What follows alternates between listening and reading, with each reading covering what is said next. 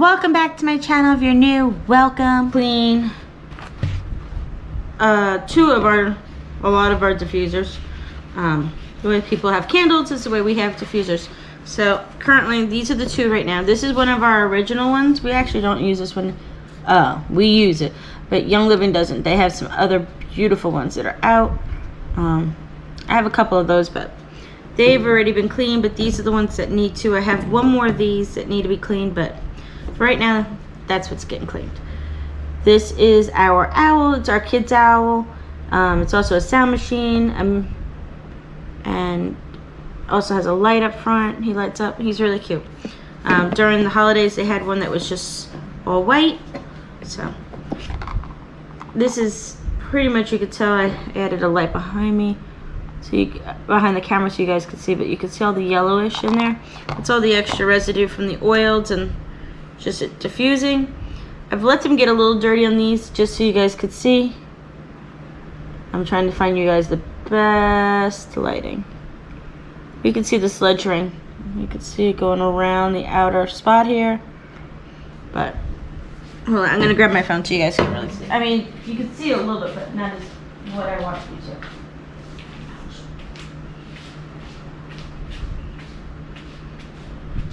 to. Okay. Alright. Sorry, I got a song that's stuck in my head, and plus I like to hum. Okay, so you could kind of see, you can see the sledge in there. There you guys go. So you can see the sledge. So that's pretty much what needs to get all clean. Alright, so that was that one, and then this one, the lid is not too bad, and this used to be purple, but this was a replacement. But you could see a little bit of yellow in the middle, the inside of this one. Now the tea away, see that one? See, because it's white, you guys could see really better. See, you can see the sledge. Okay. The tea away, which is the pet oil, which was what was in this one, it gets really sludgy, real easy. Okay, so what do you need to clean Young Living diffusers? I use Q-tip, some toilet paper. Usually I have some water, but since I'm not by the sink, I don't want to keep going back and forth. So, and then some rubbing alcohol. So what I do is there we go. I'm gonna bring you guys just a tap it closer down so you can see into the bowl. There you go. Okay, so that's about right there. Okay, so I'm just gonna pour a little bit in, just enough to cover the bottom. Right away you could see some of the sludge already moving. I don't know how well you can see in there. See how it's already falling into there? And I kind of just like keep shaking it around a little bit so it gets all over the sides, and keep going around. And you can see again, now look, it already started falling out a little bit more.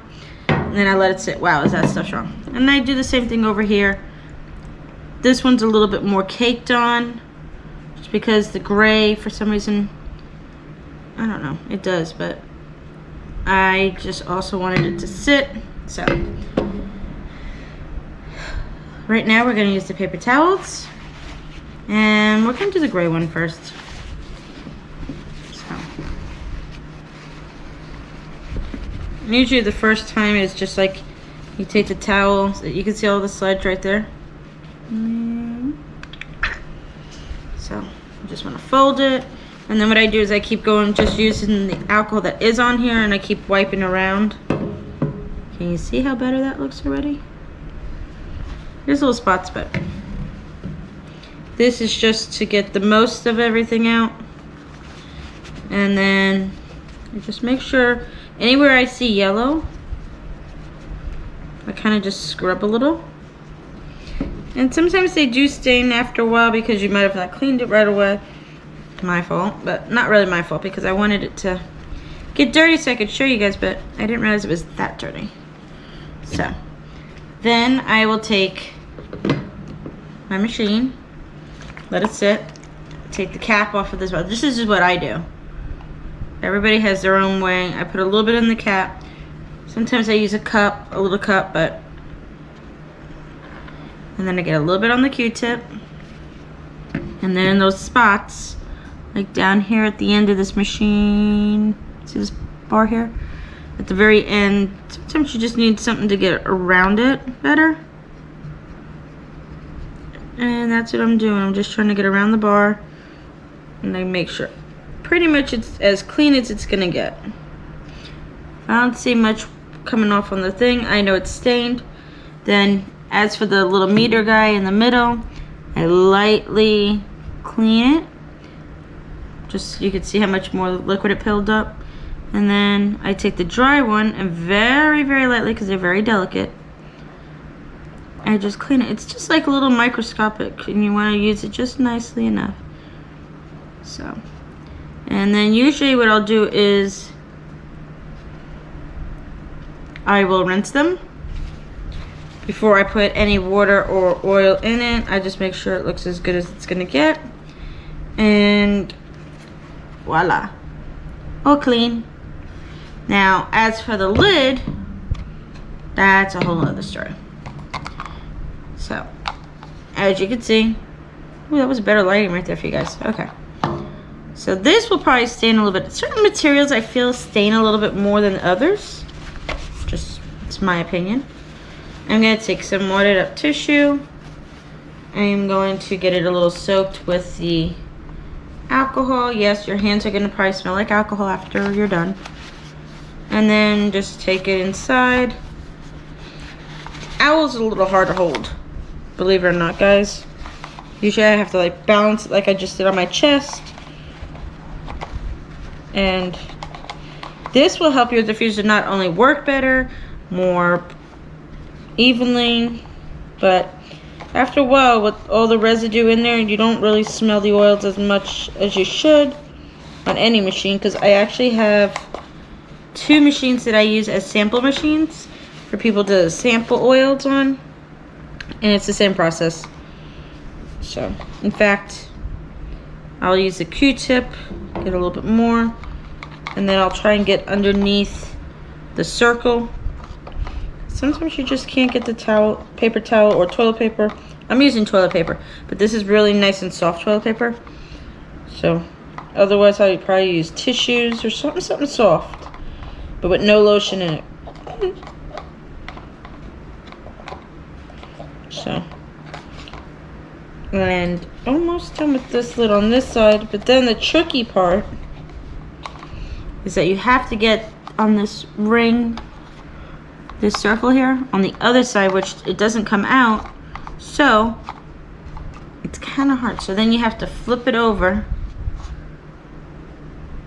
Yeah, it's dirty. Okay. And then you have to feed it down, and then you have to kind of just like estimate by what you pull out, like that. Nope, wait a sec. You see it? You see it? Yeah.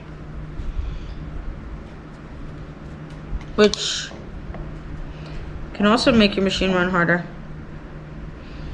And you just keep cleaning until you're not getting anything else out that you know that's like that.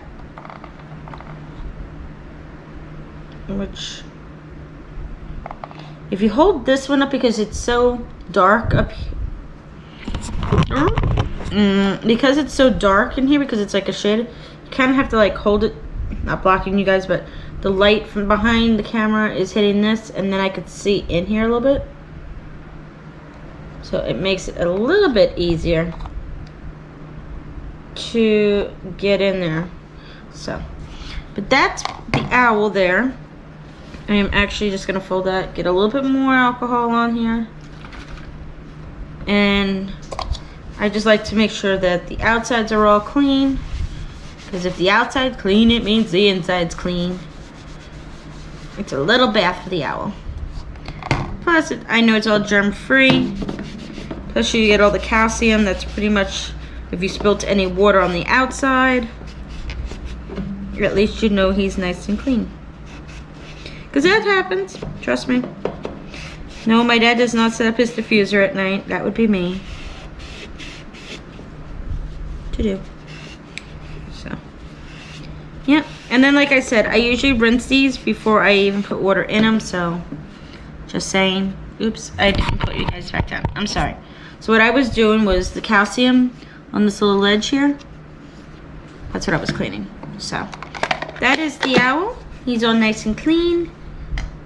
And it doesn't take long to do, guys. It just, when you got a lot of them to do, means a lot more work. Okay, so you can see that more of that sludge is just sitting there. So now, same process, just a little bit tighter space because it's, as you can tell, skinnier. And yes, harder to hold because this one, such as this one, you have the flaps to hold the feet or something to hold, or this one you don't. So, same process. You get as much up as what you can in the beginning.